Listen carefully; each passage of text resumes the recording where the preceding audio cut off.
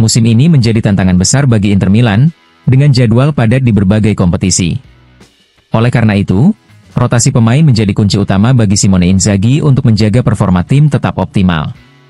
Seperti yang dilaporkan oleh Gazzetta dello Sport, Inzaghi menerapkan sistem rotasi yang konsisten, berbeda dengan pendekatan Antonio Conte saat menangani Napoli. Di antara para pemain, Lautaro Martinez menjadi yang paling banyak menghabiskan waktu di lapangan. Kapten Inter tersebut telah tampil dalam 38 pertandingan di Serie A, Liga Champions, dan Coppa Italia, dengan total 2.605 menit bermain.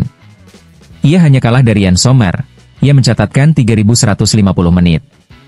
Selain Lautaro, pemain lain yang paling sering dimainkan adalah Alessandro Bastoni, Nicolo Barella, dan Henry Mkhitaryan.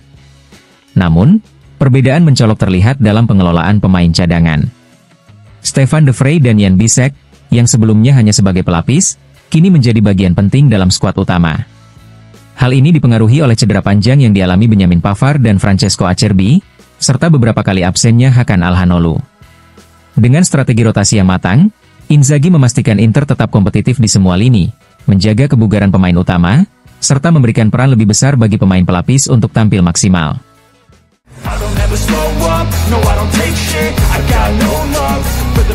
Simone Inzaghi tidak hanya membawa Inter Milan bersaing di puncak kompetisi, tetapi juga berhasil meningkatkan nilai pasar skuadnya secara signifikan. Berdasarkan data dari Transfermarkt yang dikutip oleh Sky Sport, nilai tim Nerazzurri naik dari 573,3 juta euro menjadi 681,8 juta euro, atau mengalami peningkatan sebesar 18,9%. Ketika pertama kali menangani Inter, Inzaghi harus kehilangan dua pemain kunci, Romelu Lukaku dan Achraf Hakimi, yang menyebabkan penurunan nilai tim hingga 70 juta euro. Selain itu, kebijakan transfer klub yang lebih banyak menghasilkan keuntungan daripada belanja besar, dengan saldo positif 99 juta euro, membuat Inter menjadi salah satu tim dengan manajemen keuangan terbaik di Eropa, hanya kalah dari Sassuolo dan Atalanta dalam hal surplus transfer. Meski demikian, sejumlah pemain mengalami peningkatan nilai pasar yang signifikan di bawah asuhan Inzaghi.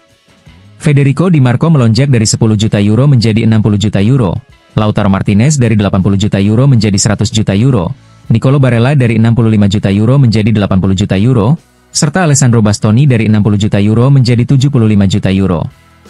Bahkan Hakan Calhanoglu dan Denzel Dumfries juga mengalami kenaikan nilai. Namun, ada juga pemain yang mengalami penurunan nilai, terutama karena faktor usia dan performa. Stefan De Vrij, yang sebelumnya bernilai 50 juta euro, kini hanya 7 juta euro. Matteo Darmian turun dari 7 juta euro menjadi 4 juta euro, sementara Joaquin Correa mengalami penurunan drastis dari 30 juta euro menjadi hanya 3 juta euro. Secara keseluruhan, Inter Milan di bawah Inzaghi tidak hanya semakin kompetitif di atas lapangan, tetapi juga semakin bernilai di pasar sepak bola.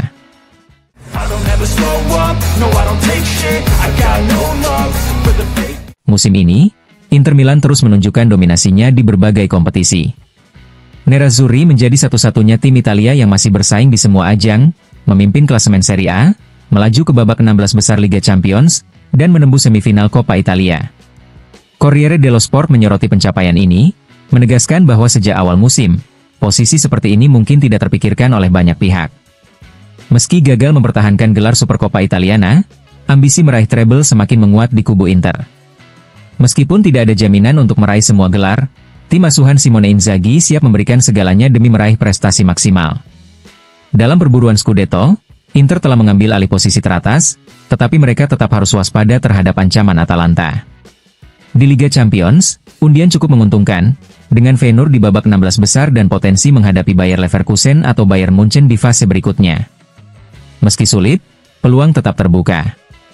Sementara itu, di Coppa Italia, tersingkirnya Juventus membuka jalan bagi duel panas dengan AC Milan di semifinal. Laga derby ini bukan hanya soal perebutan tempat di final, tetapi juga menjadi ajang balas dendam atas pertemuan-pertemuan sebelumnya. Dengan motivasi tinggi, Inter bertekad mengukir musim yang bersejarah.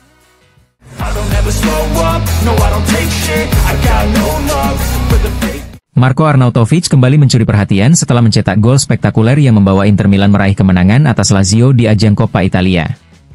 Gazzetta dello Sport menggambarkan momen ini sebagai kebangkitan sang striker Austria, yang kini semakin berperan penting dalam skuad asuhan Simone Inzaghi.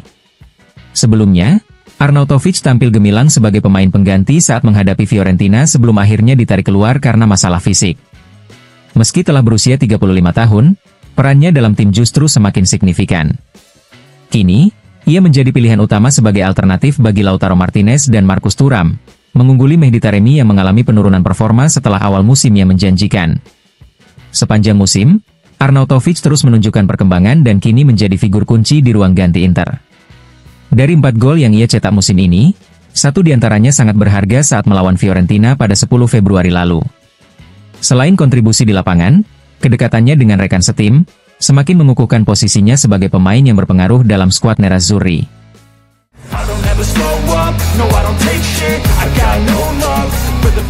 Daniel Doveri dipastikan akan memimpin laga besar antara Napoli dan Inter Milan yang berlangsung di Stadion Diego Armando Maradona pada Sabtu malam. Keputusan ini akan diumumkan secara resmi oleh Gianluca Rocci pada Kamis siang, sesuai dengan kebiasaan penunjukan wasit untuk pertandingan Serie A.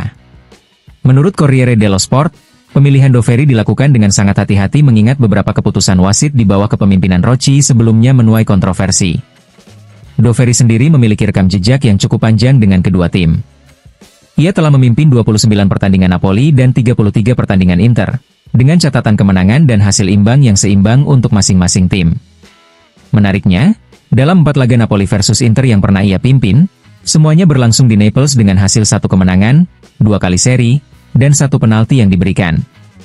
Dengan pengalaman tersebut, Doveri diharapkan dapat memimpin pertandingan dengan adil dan menghindari kontroversi yang kerap terjadi dalam duel krusial seperti ini.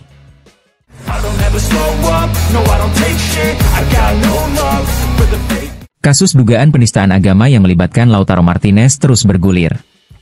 La Gazzetta dello Sport melaporkan bahwa hakim olahraga tidak dapat menjatuhkan hukuman kepada pemain Inter Milan tersebut karena kurangnya bukti rekaman audio dalam pertandingan melawan Juventus. Meski demikian, Jaksa Federal tetap membuka penyelidikan dengan mencari kemungkinan bukti tambahan dari rekaman yang dimiliki DAZN.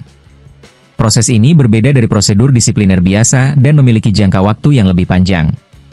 Lautaro sendiri telah membantah tuduhan tersebut, menegaskan bahwa meskipun ia mengucapkan kata-kata kasar, itu bukanlah hujatan. Inter Milan pun mendukung sang kapten dan menunggu hasil investigasi lebih lanjut.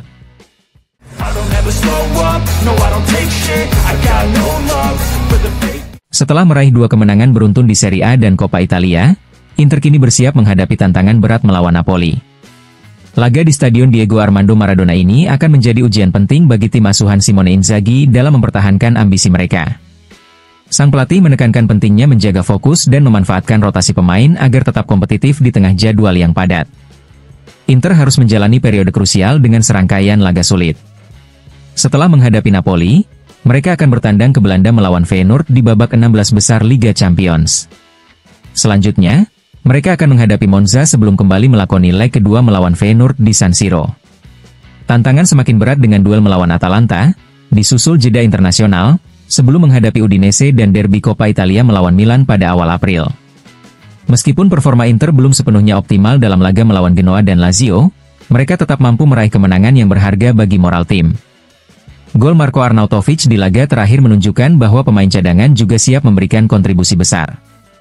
Inzaghi pun terus mengandalkan kedalaman skuad untuk menjaga stabilitas tim dalam perburuan gelar di berbagai kompetisi.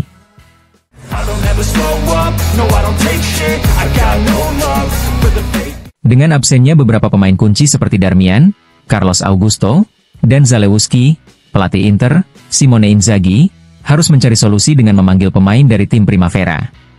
Salah satu nama yang mencuat adalah Matteo Ciocci, bek sayap muda berbakat yang musim ini telah mencetak 4 gol dan 4 assist di berbagai kompetisi. Menurut laporan La Gazzetta dello Sport, debut Ciocci bersama tim utama bisa segera terjadi, mungkin saat Inter menghadapi Monza di Liga, seperti halnya De Pieri yang tampil di Liga Champions melawan Monaco. Performanya yang impresif di Youth League melawan Young Boys dan Red Star juga menarik perhatian banyak pencari bakat dari klub lain. Meski mendapat sorotan, Inter memiliki rencana jelas untuk Ciocci. Klub memastikan bahwa sang pemain tidak akan hengkang setelah memperpanjang kontraknya hingga 2027. Ia dipandang sebagai aset penting untuk tim U23 musim depan dan calon andalan Inter di masa mendatang.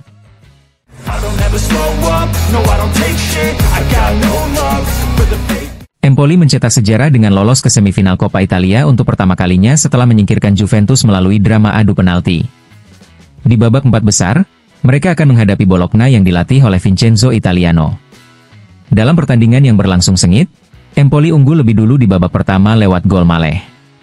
Namun, Juventus berhasil menyamakan kedudukan di babak kedua melalui aksi gemilang Thuram.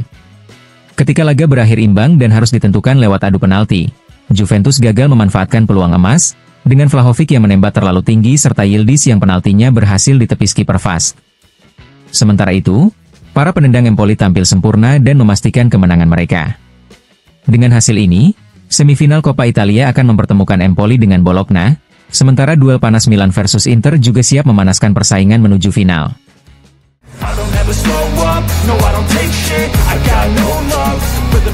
Presiden FIFA, Gianni Infantino, turut menghadiri malam gala perayaan ulang tahun ke-125 Bayern Munchen.